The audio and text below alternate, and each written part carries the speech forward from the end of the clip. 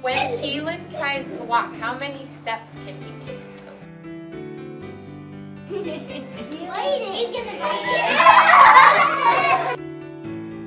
Does anyone remember when we talked about the MVCs? Notice, breathe, and cope. When you take a deep breath, 10 in and out, it's going to help you do what? Child abuse is a scar that one can never fully recover from. Child abuse, I would say, is That's a good question. In Pennsylvania, child abuse is defined as a child who suffers by any recent act within 2 years of the report or failure to act by a perpetrator. Any instance where a child's specific needs are not taken care of. Which causes non-accidental, serious physical injury. It's when an adult abuses their power over a child. Must cause severe pain or impairment of the physical functioning of a child. Not only physically, there is mental. It is also an act or failure to act by a perpetrator. Neglect. children that aren't taken care of properly. Which causes non-accidental serious mental injury to or sexual abuse or sexual exploitation of a child under 18 years of age. Child abuse can be verbal, mental, physical, sexual. In the Lehigh Valley, we probably spend about $60 million a year between Lehigh and Northampton County on intervention services. Intervention would be if something's happening and someone stepped in or something happened to end whatever's happening. 5 years ago, the county decided to set aside a certain amount of money specific for prevention programs, with the hope that if we would fund some of those prevention programs in the community, we would have an opportunity to keep families and children out of the child welfare system. If you're doing prevention, it should be geared to preventing the very first episode. Prevention truly means that the work we are doing is occurring way, way, way before there is ever a problem. Just like we don't want to wait to see children who have an infectious disease to think about immunizing them, it is very important to start when they're young. Project Child's focus has been entirely on the prevention of child abuse. We funded Project Child Learning to Care program at that time and have been consistently doing so for the last 5 years. This program involves a facilitator coming to the classroom every week and helping the children understand aspects of getting their needs met, how you communicate. And the work is done through a monthly visit that children have with a caretaker and baby. They bring the baby in and we do the measurement. We talk about feelings. They also interact with the baby.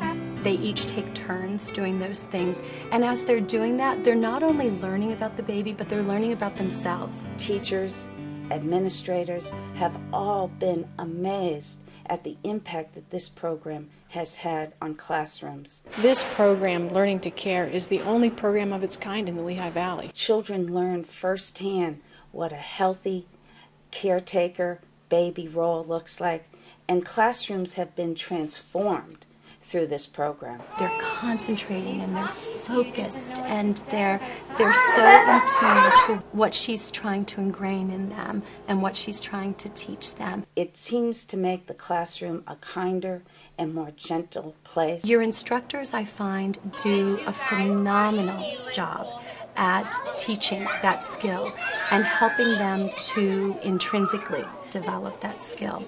You know, these little beings have been on the planet for, 60 months?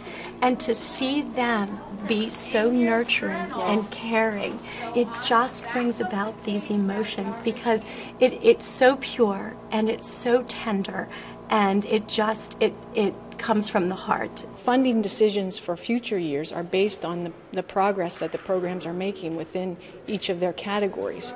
This program has been funded for the full time that we've allocated prevention funding, so therefore it tells you that it's very successful. Today's parents didn't listen to their parents, or those parents were not parenting as they should, so it's a trickle-down effect. I think educational programs for soon-to-be parents is very important. Logic suggests that people with strong parenting skills tend not to abuse. I don't think that any adult should have a child unless they are willing to accept the full responsibility for it, and unless they are willing to really almost kind of sacrifice their own lives for the lives of their children. We have historically never prioritized the value of spending money on family and family development. Since its inception, parenting education has been a hallmark of Project Child's work. When you punish a child, what happens to a child's self-esteem? One of the most important protective factors to guard against child abuse is parents' knowledge of child development. It goes down. Yeah, but how you punish somebody that get kicked out of school, out of every school they had? I went through a separation and actually turned into a divorce, and we had children in the mix of the whole thing. I think what you're trying to say is you want to learn how to discipline your child.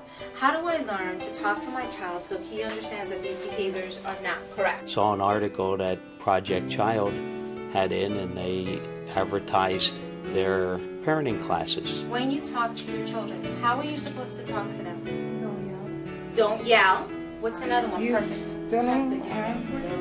Yes. Why is it so important to get down eye level? Another amazing protective factor to guard against child abuse are parents' capacities to access resources and their social connections. If you open your books, there's always some paper in the back that says notes section. Once I started into the first class, it was just a wealth of information for a parent to have. The third protective factor, noted by researchers, is parents' capacity to show empathy and nurturing. One morning, I don't know what really was wrong with her, but she just started arguing with her sister. They literally got into it to the point that they were just pulling each other's hair. Project Child's mission has been filled with educational resources to help parents get through the most important task of parenting their children. I don't know if it was right or wrong, but I put one into the bathroom, closed the door, and I just put the other one into the kitchen area. And I was just looking at them, and I did not know what to say at all. You're the parent, you're there to help give guidance to your children. Keep yourself under control, because if you can't, you're not going to be able to help keep your children under control. The issue that we have, and every year when we talk about whether or not we're going to continue the prevention funding, is whether or not we can afford it. Victims of abuse tend to suffer from mental health issues, including depression. Frankly, I think it's something you must do. Lack of self-esteem. It's something we must take time to afford and take money to afford. Difficulty in maintaining productive relationships. It helps educate the community at large. And they also have significant drug and alcohol issues. And it also keeps folks out of our system. Victims of abuse also tend to have higher rates of divorce, criminality, and incarceration than the general population. Child abuse prevention should be the hallmark of any society that has compassion